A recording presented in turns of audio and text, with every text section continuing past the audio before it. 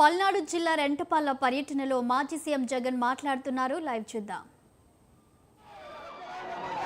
ఆ వారం నుంచి పరిస్థితి గమనిస్తే 2024 జూన్ 4వ తారీఖున అంటే కౌంటింగ్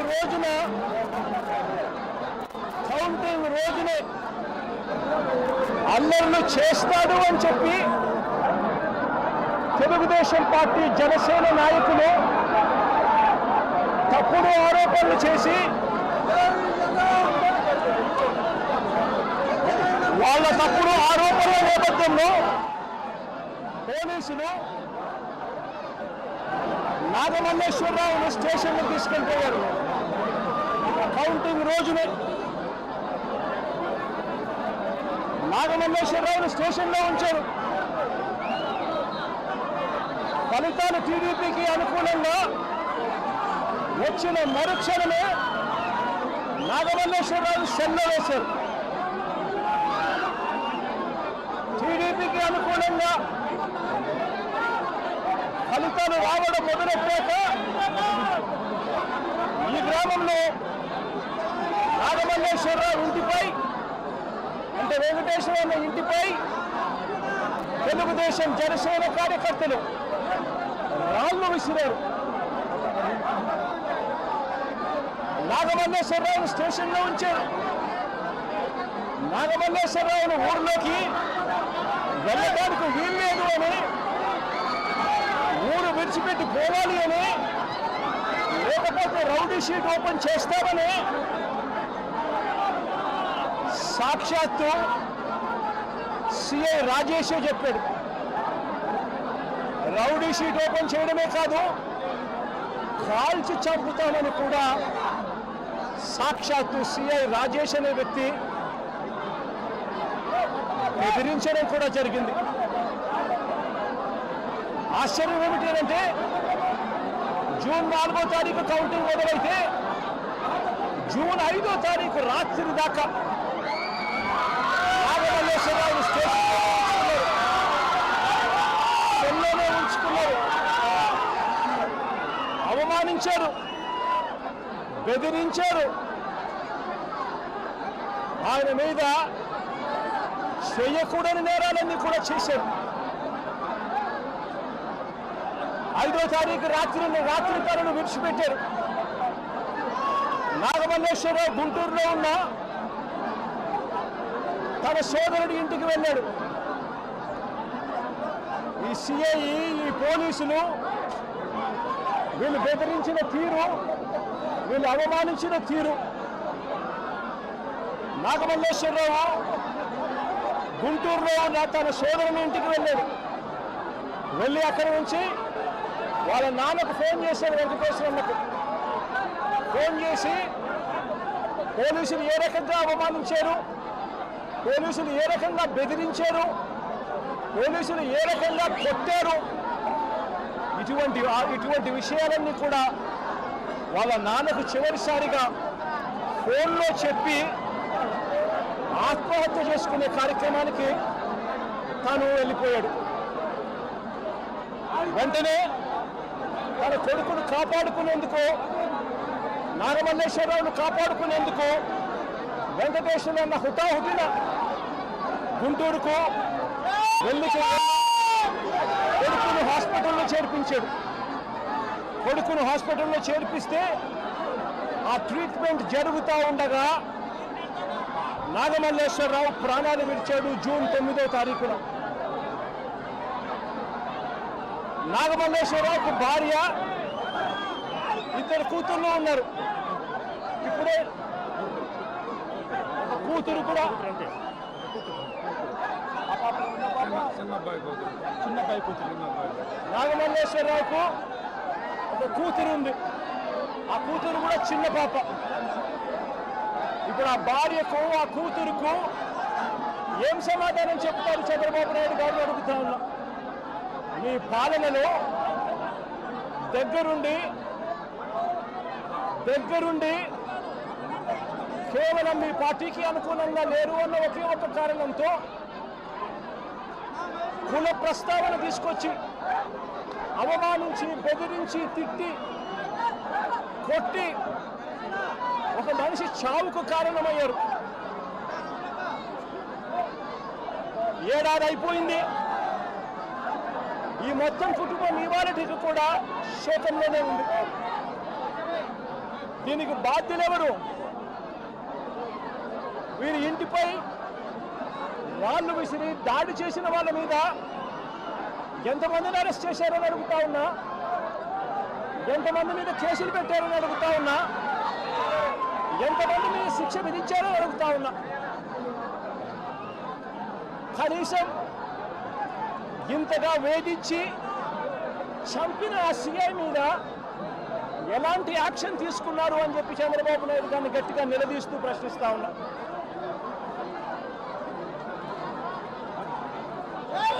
రెడ్ బుక్ రాజ్యాంగం నడుస్తూ ఉంది. రెడ్ బుక్ రాజ్యాంగం నడుస్తూ ఉంది. ఈ రెడ్ బుక్ రాజ్యాంగంలో చివరికి వెంకటేశ్వర్లో ప్రైవేట్ కంప్లైంట్ ఇచ్చినా కూడా పట్టించుకునే పరిస్థితి ఈ రెడ్ బుక్ రాజ్యాంగంలో ఎక్కడా కూడా లేదు. ఇదే సత్తెనపల్లి నియోజకవర్గంలోనే ఈ మధ్యకాలంలోనే రాజుపాలెం మండలానికి సంబంధించి పెదమల్లిపూడి గ్రామానికి చెందిన గుత్తా లక్ష్మీనారాయణ అనే ఆయన, ఈ గుత్తా లక్ష్మీనారాయణ హాస్పిటల్లో తన ప్రాణాల కోసం కొట్టుమిట్టాడుతూ ఉన్న పరిస్థితి. ఇదే లక్ష్మీనారాయణను 2 నెలల క్రితం తప్పుడు అభియోగాలు చేసి ఇదే లక్ష్మీనారాయణను స్టేషన్కి పిలిచారు. సిఐలు, ఎస్ఐలు ఇద్దరూ కూడా తప్పుడు ఆరోపణలు చేసి స్టేషన్కు పిలిచి లక్ష్మీనారాయణ సమాధానాలన్నీ కూడా గట్టిగా చెప్పిన నేపథ్యంలో ఆయన మీద ఎలాంటి ఆధారాలు లేని పరిస్థితుల్లో గత్యంతరంలాక ఆయనను విడిచిపెట్టారు. మళ్ళీ 2 నెలల తర్వాత మళ్ళీ డిఎస్పీ పిలుస్తాడు. ఇదే లక్ష్మీనారాయణ పిలిచి డిఎస్పీ పేరు హనుమంతరావు, ఒక కుల ఉన్మాది. నేను అడుగుతా ఉన్నా, ఇదే డిఎస్పీకి పోలీస్ బట్టలు వేసుకుంటూ ఉన్నారా?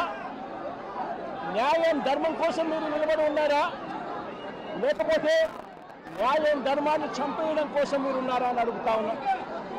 2 నెలల తర్వాత ఈ డిఎస్పీ మళ్ళీ లక్ష్మీనారాయణ పిలిచి వైఎస్ఆర్సీపీలో ఎందుకున్నావు, కమ్మ పుట్టుకలో పుట్టి అని చెప్పి ఇదే హనుమంతరావు అనే డిఎస్పీ లక్ష్మీనారాయణను కించపరుస్తూ మాట్లాడతాడు. కించపరుస్తూనే మాట్లాడమే కాదు, అవమానించడము, బెదిరించడము, తప్పుడు సాక్ష్యాలు మళ్ళీ తీసుకొస్తాను, తప్పుడు సాక్ష్యాలతో నిన్ను జైలుకు పంపుతాను అని చెప్పి అవమానించి లెంపకాయలు వేసి కొట్టి బెదిరించి లక్ష్మీనారాయణను అవమానపరిస్తే లక్ష్మీనారాయణ పురుగుల మందు తాగి సూసైడ్ వీడియో తీసి తన చావుకు ఎవరు కారణము, ఎలాంటి పరిస్థితుల మధ్య తాను చనిపోయే పరిస్థితి తీసుకొచ్చారు, ఏ రకమైన కుల ఉన్మాదంతో పోలీస్ డిపార్ట్మెంట్లో ఉన్న కొందరు పనిచేస్తూ ఉన్నారు. వీళ్ళకు చంద్రబాబు నాయుడు లాంటి వ్యక్తులు, నారా లోకేష్ లాంటి వ్యక్తులు ఎలా వీళ్ళని నడిపిస్తూ ఉన్నారు అని చెప్పి వీడియో కూడా తీసి చివరికి లక్ష్మీనారాయణ పురుగుల మందు తాగి ఈరోజు తన ప్రాణాల కోసం తాను కొట్టుమిట్టాడుతూ ఉన్న పరిస్థితుల మధ్య తాను ఉన్నాడు. నేను అడుగుతా ఉన్నా, వెంకటేశ్వర విషయంలో అయితేనేమి, లేదన్నా వెంకటేశ్వరరావు అన్న కొడుకు నాగమల్లేశ్వరరావు విషయం అయితేనేమి, లేదా లక్ష్మీనారాయణ విషయం అయితేనేమి, నేను చంద్రబాబు నాయుడు గారిని చంద్రబాబు నాయుడు గారిని సూటిగా ఒక మాట అడుగుతా ఉన్నా. ఏమయ్యా చంద్రబాబు, కమ్మవారు మా పార్టీలో ఉంటే ఏమైనా నీకు అభ్యంతరమా చంద్రబాబు అని అడుగుతా ఉన్నా. కమ్మవాళ్ళు పుట్టింది కేవలం చంద్రబాబు నాయుడు గారికి ఊడిగం చేయడం కోసమే పుట్టారట.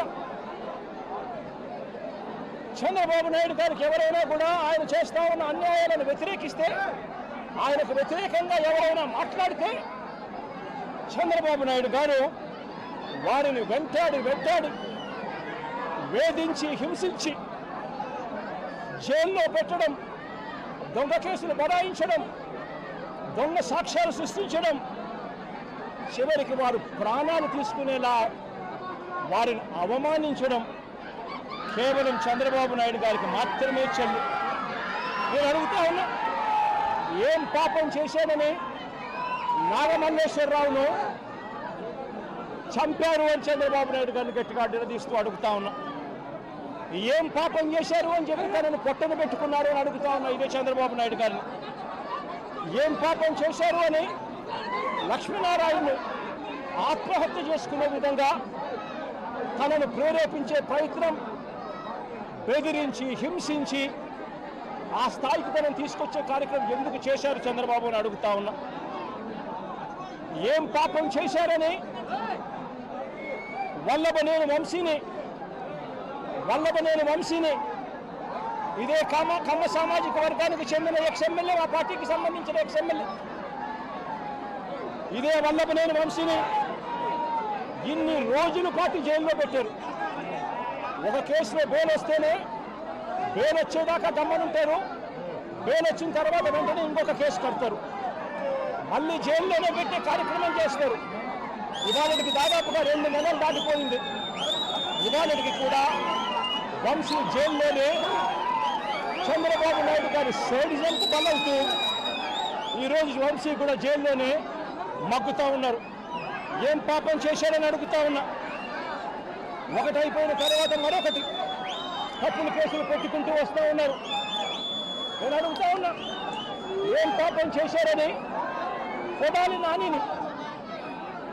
నానిని మా పార్టీకి సంబంధించిన మరో కమ్మ నాయకుడు, మా పార్టీకి సంబంధించిన ఎక్స్ మినిస్టర్ కూడా ఏం పాపం చేశాడు అని చెప్పి తన మీద తప్పుడు కేసులు బనాయించి తనను హరాస్ ఎందుకు చేస్తా ఉన్నారని అడుగుతా ఉన్నా ఇదే చంద్రబాబు నాయుడు గారు.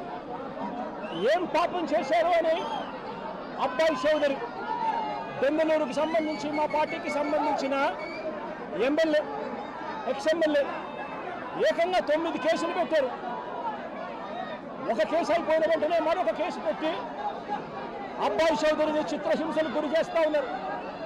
ఏం పాపం చేశాడని చెప్పి ఈ మాదిరిగా చేస్తా ఉన్నారని అడుగుతా ఉన్నా. నా పక్కనే దేవనేని అవినాష్ ఉన్నాడు. అవినాష్ ఏం పాపం చేశాడు అని చెప్పి అవినాష్ను కూడా కేవలం కమ్మ సామాజిక వర్గంలో పుట్టాడు, చంద్రబాబు నాయుడుని వ్యతిరేకిస్తున్నాడు, చంద్రబాబు నాయుడుకు ఊడిగం చేయడం ఇష్టం లేదు అన్నాడు అన్న ఒకే ఒక కారణంతో అవినాష్ను కూడా కేసుల మీద కేసులు పెట్టి రోజు హింసించే కార్యక్రమమే చేస్తూ ఉన్నాడు. కోర్టులకు పోయి బెయిల్ తెచ్చుకొని రోజు చంద్రబాబు నాయుడు గారితో యుద్ధం చేస్తూ ఉన్నాం. నేను అడుగుతా ఉన్నా, ఏం పాపం చేశారు అని తలశీల రఘురాం, మా పార్టీకి సంబంధించిన ఎమ్మెల్సీ, నాతో పాటు 15 సంవత్సరాలు నాతో పాటు ప్రయాణం చేశాడు. ఏం పాపం చేశాడు అని చెప్పి ఆయన మీద 3 కేసులు పెట్టి ఆయనను కూడా చిత్రహింసలకు లోన్ చేస్తూ ఉన్నారు. ఏం పాపం చేశారని అడుగుతా ఉన్నా. మా పార్టీకి చెందిన ఇదే కమ్మ సామాజిక వర్గానికి సంబంధించిన ఎక్స్ ఎంపీ ఎంబీబీ సత్యనారాయణ ఏం పాపం చేశాడు అని చెప్పి ఎంబీబీ సత్యనారాయణను చివరికి తాను వ్యాపారాలు కూడా ఆంధ్ర రాష్ట్రంలో చేసే పరిస్థితి లేకుండా తనను రాష్ట్రం నుంచి కూడా వెళ్ళగొట్టే కార్యక్రమం చేసి తనను బెదిరించి తప్పుడు సాక్ష్యాలతో తప్పుడు కేసులు బనాయించి ఇబ్బందులకు ఎందుకు గురి చేస్తా ఉన్నారు అని చెప్పి గట్టిగా అడుగుతా ఉన్నా. ఏం పాపం చేశారు అని నంబూరు శంకర్రావు, మా పార్టీకి సంబంధించిన ఎక్స్ఎమ్మెల్యే నంబూరు శంకర్రావు ఏం పాపం చేశారు అని చెప్పి ఆయన మీద కూడా తప్పుడు కేసులు బనాయిస్తా ఉన్నారని అడుగుతా ఉన్నా. ఏం పాపం చేశాడు అని చెప్పి బ్రహ్మనాయుడు, నంబూరు శంకర్రావు అన్న, బ్రహ్మనాయుడు అన్న ఇద్దరు ఎక్స్ఎమ్మెల్యేలు, ఒకరు పెదకూరుపాడు, ఒకరు వెనుకొండ, ఇద్దరు ఎక్స్ఎమ్మెల్యేలు. ఏం పాపం చేశారు అని చెప్పి వీళ్ళని చిత్రహింసలకు లోను చేస్తూ తప్పుడు కేసులన్నీ కూడా బనాయించే కార్యక్రమం ఎందుకు చేస్తా ఉన్నారని అడుగుతా ఉన్నా. నా పక్కనే తెనాలి ఎమ్మెల్యే, ఎక్స్ఎమ్మెల్యే శివ ఉన్నాడు. ఏం పాపం చేశాడు అని చెప్పి శివాను కూడా తప్పుడు కేసులతో రోజు బెదిరించే కార్యక్రమం, కాలేజీలకు ఇవ్వాల్సిన ఫీజు రీయింబర్స్మెంట్ బకాయిలు పెట్టడమే కాకుండా కాలేజీలకు ఇన్స్పెక్షన్ అంట, మళ్ళీ కాలేజీల్లో వెరిఫికేషన్ అంట, మళ్ళీ రోజు హెరాస్మెంట్ అంట. ఏం పాపం చేశాడని చెప్పి చిత్రహింసలు పెడతా ఉన్నారని అడుగుతా ఉన్నా. ఏం పాపం చేశారు అని చెప్పి ఇదే కమ్మ సామాజిక వర్గానికి సంబంధించిన మా పార్టీ సానుభూతి పరుడు తాను మాత్రమే పోచాని కృష్ణమురళి నెల రోజుల పాటు సినీ దర్శకుడు, ఆయన డైలాగులు రాస్తారు సినిమాలలో. ఆయన కేవలం మా సానుభూతి పరుడు మాత్రమే. అలాంటి ఆయన్ను నెల రోజులు జైల్లో పెట్టారు. శ్రీకాకుళం నుంచి కడప దాకా రకరకాల స్టేషన్లన్నీ కూడా ఒక స్టేషన్ అయిపోయిన తర్వాత మరో కేసు పెడతారు. నెల రోజుల పాటు 9 కేసులు పెట్టి